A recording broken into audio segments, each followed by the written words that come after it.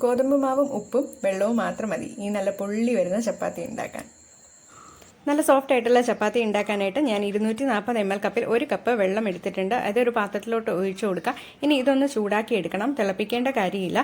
വെള്ളം ചെറുതായിട്ടൊന്ന് ചൂടായാൽ അപ്പോൾ തന്നെ നമുക്ക് തീ ഓഫ് ചെയ്യാം. ഇനി വെള്ളം അളന്ന അതേ കപ്പിൽ തന്നെ ഞാൻ 2 കപ്പ് ഗോതമ്പ് പൊടി ഇവിടെ അളന്നെടുക്കുകയാണ്.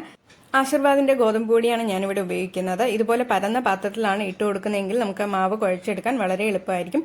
മാവ് കുഴച്ചെടുക്കാനായിട്ട് ഇതുപോലെയുള്ള വലിയ അലുമിനിയം ചീനച്ചട്ടി അല്ലെങ്കിൽ പരന്ന പാത്രം നിങ്ങൾക്ക് ഉപയോഗിക്കാം. ഇതിന് മാവിന് ആവശ്യമായിട്ടുള്ള ഉപ്പ് ചേർത്ത് കൊടുക്കുക. ഞാനിവിടെ പൊടിയുപ്പ് ചേർത്ത് കൊടുത്തിട്ടുണ്ട്. എന്നിട്ട് കൈവച്ച് നല്ലപോലെ ഒന്ന് മിക്സ് ചെയ്ത് കൊടുക്കുക. ഞാനിവിടെ എണ്ണ ഒട്ടും തന്നെ ഉപയോഗിക്കുന്നില്ല മാവ് കുഴയ്ക്കാനായിട്ട്. എണ്ണ ഉപയോഗിക്കുന്നവരാണെന്നുണ്ടെങ്കിൽ 1 ടേബിൾ സ്പൂൺ എണ്ണ ഇപ്പോൾ ചേർത്ത് കൊടുത്ത് നല്ലപോലെ ഒന്ന് മിക്സ് ചെയ്തെടുക്കാം. ഇനി ചെറുതായിട്ട് ചൂടാക്കിയ വെള്ളം ഇതിലോട്ട് കുറച്ചായിട്ട് ഒഴിച്ച് ഒന്ന് കുഴച്ചെടുക്കാം. 1 കപ്പ് ഞാൻ എടുത്തിട്ടുണ്ട്. അതിൽ 1/2 കപ്പ് ഞാനിപ്പോൾ ചേർത്ത് കൊടുത്തിട്ടുണ്ട്. നല്ലപോലെ മിക്സ് ചെയ്ത ശേഷം ഞാൻ ഒരു 1/4 കപ്പ് കൂടി ഒഴിച്ചു കൊടുത്തിട്ടുണ്ട്. ഇനി നല്ലപോലെ ഒന്ന് കുഴച്ചെടുക്കുക. കൈയുടെ ബാക്ക് സൈഡ് വെച്ചിട്ട് ഇതുപോലെ അമർത്തി ഒന്ന് പ്രസ് ചെയ്ത് കുഴച്ച് എടുക്കുക. കുറച്ചായിട്ട് ഇതുപോലെ വെള്ളം ഒഴിച്ച് കുഴച്ചെടുക്കുകയാണെങ്കിൽ വെള്ളത്തിൻ്റെ അളവ് ഒരിക്കലും കൂടിപ്പോവില്ല. വെള്ളത്തിൻ്റെ അളവ് കൂടിപ്പോയെങ്കിലും കുറച്ച് ഗോതമ്പ് പൊടി ഇട്ട് നിങ്ങൾക്കൊന്ന് അഡ്ജസ്റ്റ് ചെയ്ത് കുഴച്ചെടുക്കാം. ഇനി കൈയുടെ ബാക്ക് സൈഡ് വെച്ചിട്ട് ഇതുപോലെ അമർത്തി ഒരു 5 മിനിറ്റ് നേരം കുഴച്ചെടുക്കാം. നല്ലപോലെ കുഴച്ച് കഴിയുമ്പോൾ കയ്യിലും പാത്രത്തിലും ഒട്ടാതെ നല്ല സോഫ്റ്റ് ആയിട്ടുള്ള മാവ് ഇതുപോലെ നമുക്ക് കിട്ടും. ഓരോ മാവിനനുസരിച്ച് ചിലപ്പോൾ വെള്ളത്തിൻ്റെ അളവിൽ വ്യത്യാസം വരാം. ഇനി ഇത് അരമണിക്കൂർ മാക്സിമം അടച്ചു വെച്ചിരിക്കാം. ഇല്ലെങ്കിൽ അപ്പം തന്നെ ചപ്പാത്തി ഉണ്ടാക്കി എടുക്കുകയും ചെയ്യാം. എനിക്ക് ബാക്കി 1 ടേബിൾ സ്പൂൺ വെള്ളം ബാക്കി വന്നിട്ടുണ്ട്. ചപ്പാത്തി പരത്തി എടുക്കാനായിട്ട് ഞാനൊരു ചപ്പാത്തിയുടെ പലക എടുത്തിട്ടുണ്ട്. ഒരു ബൗളിൽ കുറച്ച് ഗോതമ്പ് പൊടി എടുത്ത് വെച്ചിട്ടുണ്ട്. മാവ് അടച്ചു വെച്ചിട്ടുണ്ട്, അല്ലെങ്കിൽ ഡ്രൈ ആയി പോകും തുറന്ന് വെച്ച് കഴിഞ്ഞാൽ. ഇനി ആവശ്യത്തിന് മാത്രം മാവ് എടുത്ത ശേഷം ഞാൻ അടച്ചു വയ്ക്കും. അല്ലെങ്കിൽ നിങ്ങൾക്ക് ഒരുമിച്ച് ഉരുളകളാക്കി ഇട്ട ശേഷം ഓരോന്നായിട്ട് പരത്തി എടുത്താലും മതി. ഞാനൊരു ചെറിയ ഉരുള മാവ് എടുത്തിട്ടുണ്ട്. ബാക്കി മാവ് അടച്ച് വയ്ക്കാം. എന്നിട്ട് ഇതുപോലെ ഒന്ന് കയ്യിൽ വെച്ചിട്ട് ഒന്ന് ഉരുട്ടി കൊടുക്കുക. നല്ല സോഫ്റ്റ് ആയിട്ടുള്ള മാവാണ്, കണ്ടില്ലേ? ഇനി ഇത് ജസ്റ്റ് കൈവെള്ളയിൽ വെച്ചിട്ട് ഒന്ന് അമർത്തി കൊടുക്കുക. എന്നിട്ട് മാവിലൊന്ന് മുക്കിയെടുക്കുക 2 സൈഡും. അപ്പോൾ ഒട്ടിപ്പിടിക്കില്ല. നമ്മൾ പരത്തിയെടുക്കുമ്പോൾ നല്ല സോഫ്റ്റായിട്ട് ഈസി ആയിട്ടും പരത്തിയെടുക്കാൻ പറ്റും. ഇനി എല്ലാ സൈഡും ഒരുപോലെ വേണം പരത്തി കൊടുക്കാൻ. നടുക്ക് മാത്രമായിട്ട് പരത്തിയെടുക്കരുത്. മുഴുവനായിട്ടും ഒരറ്റം മുതൽ മറ്റേ അറ്റം വരെ ഒരുപോലെ പരത്തി കൊടുക്കുക. അപ്പോഴായിരിക്കും ഒരേ തിക്നെസ്സോട് കൂടി കിട്ടുക. ഒരേ തിക്നെസ് ആയാൽ മാത്രമേ ചപ്പാത്തി നല്ലപോലെ പൊള്ളി വരുള്ളൂ. ഇനി രണ്ടാമത്തെ ഇത് എത്രമാത്രം വലുതാക്കി നമുക്ക് പരത്തിയെടുക്കാം എന്നുള്ളതാണ്. ഞാൻ ഡയറക്റ്റായിട്ട് ബർണറിൽ ഇട്ട് പൊള്ളിച്ചെടുക്കുന്നതുകൊണ്ട് ബർണറിനെക്കാട്ടിലും കുറച്ചുകൂടി വലുതായിട്ടാണ് ഞാൻ പരത്തിയെടുക്കുന്നത്. ഒരുപാട് വലുതായാൽ ബർണറിൻ്റെ ചൂട് ഒരു ഡയറക്റ്റ് ചൂട് അങ്ങ് അറ്റം വരെ എത്തില്ല. അപ്പോൾ ഒരുപോലെ പൊള്ളി വരില്ല, നടുക്ക് മാത്രമായിരിക്കും പൊള്ളി വരുന്നത്. അതുകൊണ്ട് ബർണറിനെക്കാട്ടിലും കുറച്ച് വലിയ ഒരു റൗണ്ട് സൈസിലാണ് ഞാൻ പരത്തിയെടുക്കുന്നത്.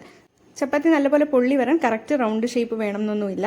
ഇത് ഒരേ തിക്നെസ്സും പിന്നെ ബർണറിനെക്കാട്ടിലും കുറച്ച് വലുതായാൽ തന്നെ പൊള്ളി വരും.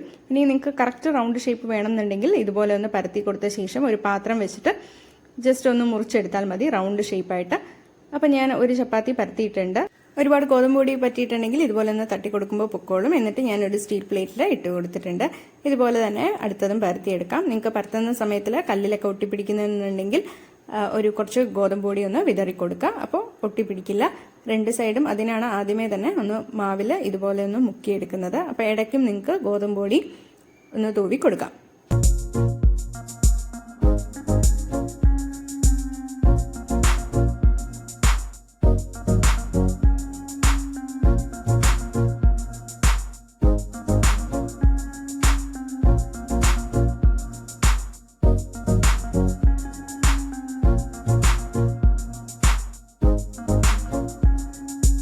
ഇനി ചപ്പാത്തി ചുട്ടെടുക്കാനായിട്ട് പാൻ നല്ലപോലെ ചൂടാക്കിയിട്ടുണ്ട്. മീഡിയം തീയിൽ വെച്ച് കൊടുത്ത ശേഷം ചപ്പാത്തി ഇട്ട് കൊടുക്കാം. ഒരു സൈഡ് ഒന്ന് പൊള്ളി വരുമ്പോഴത്തേക്കും തിരിച്ചിട്ട് കൊടുക്കാം. ഇനി മറ്റേ സൈഡ് ഒന്ന് വെന്ത് കിട്ടണം. എന്നിട്ട് വേണം ഇത് ഡയറക്റ്റായിട്ട് ബർണറിലോട്ട് ഇട്ട് കൊടുക്കാൻ. 1/2 സെക്കൻഡ് മുതൽ 1 മിനിറ്റ് വരെ എടുക്കാം ഒരു സൈഡ് ഒന്ന് വെന്ത് കിട്ടാനായിട്ട്. സൈഡൊക്കെ ഇതുപോലെ ഒന്ന് പ്രസ് ചെയ്ത് കൊടുക്കുക. അപ്പോൾ അറ്റമൊക്കെ ഒന്ന് നല്ലപോലെ വെന്ത് കിട്ടും. അപ്പുറത്തെ സൈഡ് വെന്തിട്ടുണ്ടെങ്കിൽ ഇനി ഇത് ഡയറക്റ്റായിട്ട് ബർണറിലോട്ട് ഇട്ട് കൊടുക്കാം. ഞാൻ എണ്ണയൊന്നും ഒട്ടും തന്നെ ഉപയോഗിക്കുന്നില്ല ചപ്പാത്തി ചുട്ടെടുക്കാനും. അപ്പോൾ ആ ഒരു സൈഡ് വെന്തിട്ടുണ്ട്. ഇനി ഡയറക്റ്റായിട്ട് മീഡിയം ഫ്ലെയിമിൽ തന്നെ ബർണറിൽ വെച്ച് കൊടുക്കുകയാണ്. അപ്പോൾ ഇതുപോലെ പൊള്ളി വരും. നിങ്ങൾക്ക് എവിടെയെങ്കിലും ഓട്ടയുണ്ടെന്നുണ്ടെങ്കിൽ അതുവരെ എയർ പുറത്തോട്ട് പോകും, പൊള്ളി വരില്ല. ചില ചപ്പാത്തിക്കൊക്കെ അങ്ങനെ സംഭവിക്കാം. ഈ പൊള്ളി വന്നാൽ ഉടൻ തന്നെ ഇത് ചപ്പാത്തി മാറ്റുക, അല്ലെങ്കിൽ അത് കരിഞ്ഞു പോകും.